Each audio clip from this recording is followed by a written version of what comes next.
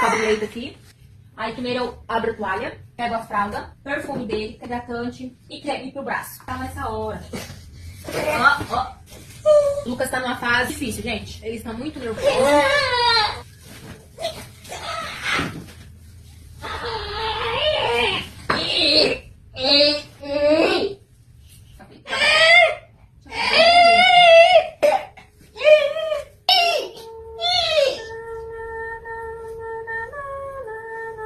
Prendo ele com as minhas mãos e canto bem suavemente no ouvido dele e ele vai se acalmando. Já esquentei a jantinha dele, eu tinha pronta. Aqui tem cenoura, batatinha, repolho, pimentão, abóbora, macarrão, carne moída. Acho que eu vou pegar aqui na da cama. Hora dos remédios, gente. Esse aqui é um pouquinho amargo. Esse aqui é mais docinho. Pronto. Ah, Lucas, boa noite.